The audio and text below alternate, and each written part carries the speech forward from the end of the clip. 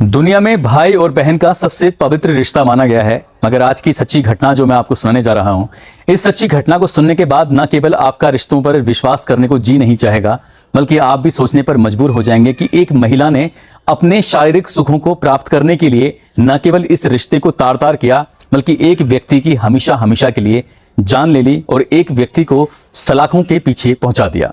दरअसल जब ये घटना का खुलासा होता है तो लोग सोचकर हैरान थे, परेशान थे। जिसे लोग भाई और बहन के रिश्ते को मान रहे थे, बल्कि वो प्रेमी और प्रेमिका निकलते हैं। और इस घटना के खुलासे के बाद लोगों को यकीन ही नहीं हो रहा था कि आखिरकार वो महिला ऐसा कैसे कर सकती है। आदाब, नमस्कार, सत श्री अकाल। मैं उस्मान सैफी। आज की जो सच्ची घटना मैं आपको सुनाने जा रहा हूं, ये सच्ची घटना है उत्तर प्रदेश का एक जिला है गोरखपुर, और इसी जिले का एक थाना लगता है सहजनवा।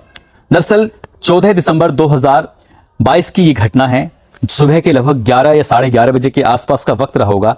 मॉडल रेगुलेटर बंधा, यहां पर जो नदी राप्ती है उसके पानी का बहाव अच्छा खासा तेज था। जो चरवाहे थे, जो अपने पशुओं को चरा रहे थे, उन्हीं में से कुछ लोगों की नजर उस बहते हुए पानी पर पहुंचती है। तभी देखते हैं कि एक सामान है जो नदी में बहता हुआ आ रहा था। तभी उनमें से आपस में शर्त लग जाती है कि इस सामान को कौन लेगा, और जो सबसे पहले इसको पकड़ेगा, उसको बाहर लेकर आएगा, वो इसका मालिक हो जाएगा।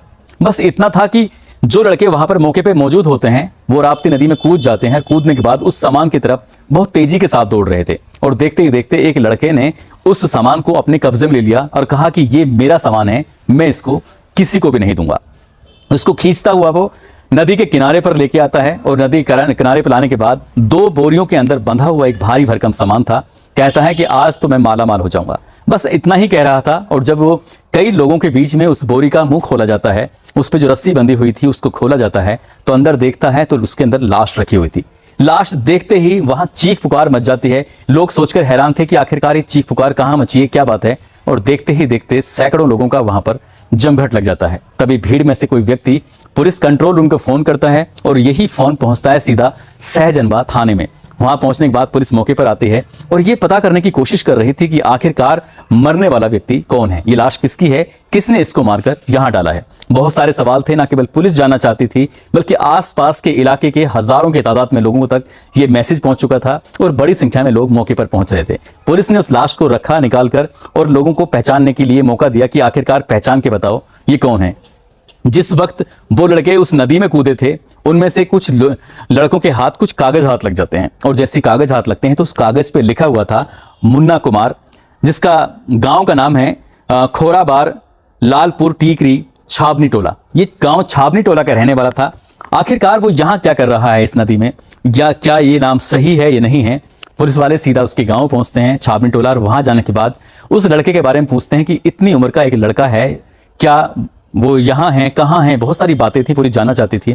गांव के लोग जैसे मौके पर पहुंचते हैं, कहते हैं कि ये तो सचमुच मुन्ना कुमार है, इसको किसने मारा है। बस एक सवाल था, इसका सवाल का जवाब जब पुलिस तलाशने की कोशिश करती है, तभी मुखबिर एक बात कहता है कि साहब, एक गांव लगता है पीपीगंज के पास बैलघाट बुजुर्ग। दरअसल ये लड़का अक्सर वहां जाया करता था।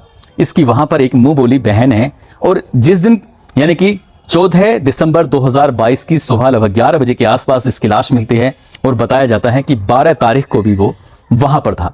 पुलिस वालों ने इसमें कोई चांस नहीं लिया, यानी कि इस बात को जानने में पुलिस को लगभग 3-4 दिन का समय लग जाता है। पोस्टमार्टम रिपोर्ट से पता चलता है कि कोई भारी वस्तु थी जो इसके सर में मारी गई, उसी से इसकी हत्या कर दी गई है। हत्या क्यों की है, क्या कारण था, पुलिस तलाशी कर रही थी कि आखिरकार जिस गांव में वो जाता था मिलने के लिए, उस गांव में एक महिला है सीता, और वो महिला कहीं और की नहीं बल्कि इसी के मूल गांव की रहने वाली थी, छाबनी टोला की। उसकी कुछ दिन पहले शादी हुई थी, और वो सीता के घर जाता था। इसका मुंह बोला भाई था। पुलिस वाले इस सीता को और इसके पति राहुल शर्मा को हिरासत में लेते हैं। हिरासत में लेने के बाद सीधा थाने लेके आते हैं, और उनसे पूछताछ कर रहे थे कि आखिरकार क्या मामला है, जो भी है सच बताओ। लेकिन बार बार बस वो एक ही बात कर रहे थे कि वो हमारे पास आया ही नहीं। उसके फोन की लास्ट लोकेशन निकलवाई जाती है, उसके फोन की सीडीआर निकलवाई जाती है, और सीडीआर और लोकेशन से पता चलता है कि सीता से तो ये बहुत सारी बातें किया करता था। तभी वो महिला कहती है कि वो मेरा मुंह बोला भाई था, वो मेरा बहुत ज्यादा ख्याल रखता था। यकीन ना हो तो मेरी ससुराल में पूछ लो, और यकीन ना हो तो मेरे मायके में पूछ लो। जब पुलिस वालों ने मायके में इस जानकारी जुटाने की कोशिश की तो हर एक व्यक्ति के मुंह से एक ही बात निकल रही थी कि वो तो दोनों भाई बहन हैं, वो दोनों एक दूसरे से बेइंतहा प्यार करते हैं, वो उस लड़की के घर अक्सर उससे मिलने के लिए जाता था। यही बात उस महिला के ससुराल वालों से पूछा तो उन्होंने भी यही बात बताई जो उसके मायके वाले और गांव वाले बोल रहे थे।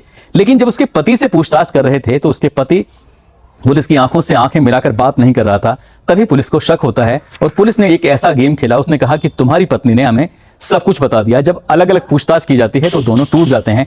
टूटते हैं तो वाकई चौंकाने वाला खुलासा होता है। दरअसल राहुल शर्मा कहता है पुलिस को कि साहब, मैं कारपेंटर का काम करता था और अक्सर घर से बाहर ही रहता था, और ये लड़का शादी से पहले भी इसके साथ ऐसे भाई बहन के रिश्ते में रह रहा था, दुनिया को दिखाने के लिए, जबकि दोनों आपस में प्रेमी और प्रेमिका होते हैं, एक दूसरे के साथ शारीरिक संबंध बनाते थे। और शादी होती है, शादी के बाद भी ये लड़का हमारे घर पर अक्सर आता था, क्योंकि ये राहुल शर्मा काम से बाहर रहता था और घर में इसकी पत्नी और उसके परिवार के बाकी सदस्य रहते थे। जब जब उसका मन करता था तब तब वो उसके ससुराल में आ जाया करता था।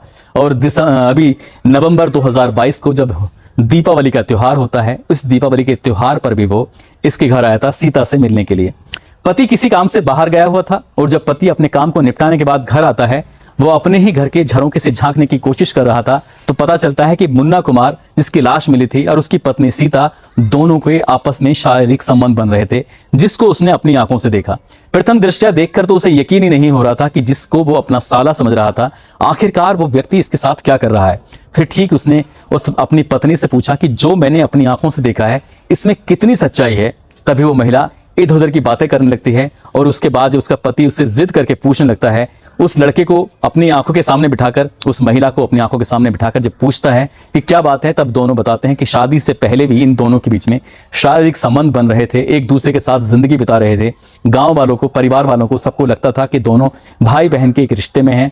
वो उसको मुंह बोला भाई बोलता है, वो उसको मुंह बोली बहन बोलता है। आपस में जब ये बातें थी, समाज को दिखाने के लिए कुछ और सचमुच के लिए कुछ और, तभी वो इसे गुस्सा करके यहां से भगा देता है। लेकिन मन में उसके एक ही दृश्य चलता रहता था कि उसकी पत्नी उसके मुंह बोले भाई के साथ जो शारीरिक संबंध बना रही थी, उसने अपनी आंखों से अपनी ही पत्नी को नग्न अवस्था में देखा था। उस अपने साले को भी, जिसको मुंह बोला साला था, उसको भी उसने अपनी आंखों से नग्न अवस्था में देखा था। यही देखकर वो आपा खो बैठा और अपनी पत्नी से कहता है कि हम दोनों में से किसी एक को चुनना पड़ेगा, इनमें से या तो मुझे या फिर अपने प्रेमी मुन्ना कुमार को।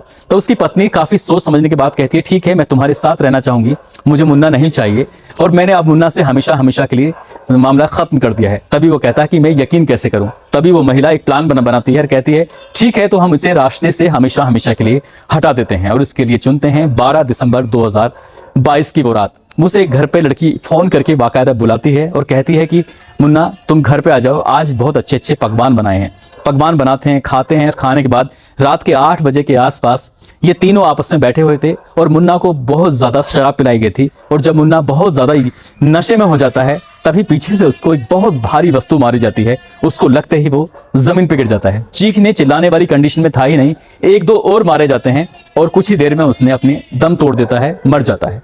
जैसे ही उसकी हत्या हो जाती है, उसका खून निकलता रहता है और उसके खून के निकलने का इंतजार किया जाता है। पूरी रात लाश ऐसे ही पड़ी रहती है और उसके बाद पति और पत्नी उसी कमरे में आराम से सो जाते हैं। दिन निकलता है, जो भी यहाँ पर खून वगैरह इकट्ठा हुआ था उसको उठाकर फेंक देते हैं और वो लड़का अपनी बाइक उठाता है, राहुल शर्मा, और बाइक उठाने के बाद सीधा जंगल की तरफ निकल जाता है, ये सोचकर कि आखिरकार इस लाश को कहाँ ठिकाने लगाया जाएगा।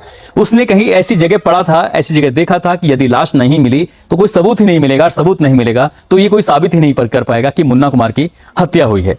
पूरा दिन इधर घूमता है। उसके बाद वो तय करता है कि इसकी लाश को सहजनवा थाना क्षेत्र का मर्डर रेगुलेटर बंदा है जो कि राप्ती नदी में है, वहां पर इस लाश को फेंका जाएगा। दिन छिपने का इंतजार किया जाता है। अपनी पत्नी से कहा जाता है इसकी लाश को बाकायदे मोटरसाइकिल पर बांधा जाता है ताकि वो इधर उधर गिर ना जाए। आगे खुद बैठता है, पीछे पत्नी को बिठाता है पकड़कर, और गांव से लगभग 7 किलोमीटर दूर रात के अंधेरे में 13 दिसंबर की रात लगभग 9 बजे वो घर से निकलते हैं। और जैसे ही राप्ती नदी का मर्डर रेगुलेटर बंधा आता है, तभी उस लाश को वहां पर बोरी में बांधकर फेंक दिया जाता है। साथ ही उसका सामान जो होता है वो सामान भी नदी में फेंक दिया जाता है। वो सोच रहे थे कि लाश यहां से उतराकर बहुत दूर बहकर पहुंच जाएगी, किसी को हाथ नहीं आएगी और ये राज हमेशा हमेशा के लिए दफन हो जाएगा। लेकिन कहते हैं कि क्राइम करने वाला कितना ही शातिर किस्म का क्यों ना हो, वो क्राइम कभी छुप नहीं सकता, भले ही चाहे वो उसको छुपाने के लिए कितनी कोशिश की जाए। और महज अभी लाश को डाले हुए 15 से 20 घंटे भी नहीं हुए थे कि अगले ही दिन जो चरवाहे थे जो अपने पशुओं को चरा रहे थे, उनमें से कुछ लोगों को लाश या कुछ सामान बहता हुआ दिखाई देता है। उसको कब्जे में लेते हैं और पुलिस इस घटनाक्रम का खुलासा करती है। जब ये बात अखबारों के माध्यम से गांव में पहुंचती है, जब ये बात सोशल मीडिया के माध्यम से ससुराल में अन्य लोगों को पता चलती है, तो लोगों को यकीन ही नहीं हो रहा था। कह रहे थे कि हम तो कई साल से इन दोनों को भाई बहन के पवित्र रिश्ते में बंधा हुआ देख रहे थे, हमारे दिमाग में तो था ही नहीं कि इन दोनों के बीच में ऐसे काफी दिनों से शारीरिक संबंध बन रहे थे। उसके ससुराल के अन्य लोगों को भी यकीन नहीं हो रहा था कि जिसको हम लंबे समय से अपने घर में आने की इजाजत दे रहे थे, आखिरकार वो ऐसा कैसे कर रहे थे। एसएसपी गौरव ग्रोवर ने इस घटनाक्रम का खुलासा करते हुए कहा है कि इनके खिलाफ गंभीर धाराओं में मुकदमा दर्ज कर लिया गया, कम से कम समय में चार्जशीट लगाकर आरोपियों के खिलाफ कोर्ट से बड़ी सजा दिलाने की कोशिश करेंगे, ताकि समाज में एक मैसेज जाए, एक नजीर जाए। साथ ही दोस्तों, इस घटनाक्रम को सुनाने का उद्देश्य किसी को परेशान करना नहीं है, किसी का दिल दुखाना नहीं है, बल्कि आपको जागरूक करना है, आपको सचेत करना है। और खासकर ऐसे रिश्तों पर आप हमेशा ध्यान दें, शक करें कि आपके घर में कौन आ रहा है, कौन जा रहा है। आपके पति की गैर मौजूदगी में अगर कोई आ रहा है तो इसमें सास ससुर की या परिवार के अन्य लोगों की जिम्मेदारी बनती है कि कम से कम उन पर ध्यान रखें। ऐसा ना करें जैसे मुन्ना कुमार और सीता के बीच में जो शारीरिक संबंध बन रहे थे और घर वालों को इस बात की जानकारी ही नहीं थी, क्योंकि राहुल शर्मा अक्सर कारपेंटर के काम से अपने उस घर से कहीं दूर रहकर काम करता था। जो पैसे कमाता था वो अपने माँ बाप को और अपनी पत्नी को दिया करता था। वो जिस पर विश्वास कर रहा था, वो पत्नी उसके साथ विश्वासघात कर रही थी। और ना केवल इस पूरे घटनाक्रम में एक व्यक्ति की जान चली गई, बल्कि उसका पति और वो खुद महिला दोनों ही लंबे समय तक सलाखों के पीछे रहेंगे। आगे कोर्ट कितनी बड़ी सजा देगी, इसे कुछ कहा भी नहीं जा सकता। दोस्तों, जाते जाते कुछ लोगों के जन्मदिन हैं, जिसमें बैजनाथ कुमार झारखंड से हैं, आसिफ शाह, अरुण कुमार। इनको जन्मदिन की बहुत सारी शुभकामनाएं, बहुत बहुत मुबारकबाद। साथ ही उषा जोशी, प्रमोद वर्मा, पंडित विमलेश, रिंकू कुमार झापुर से, भानु शर्मा अलीगढ़ से, आयुष कुमार, रंजीत सिंह बिहार से, मोहम्मद तोसी बिहार से, मोहम्मद आबिद अख्तर सीकर से, हेमंत कुमार, सोफिया सिराज मंगल लाठी राजस्थान से, अवीन प्रजापति गाजियाबाद से, शकुंतला देहरादून से, संतोष अंशु पटना से, सविता राणा।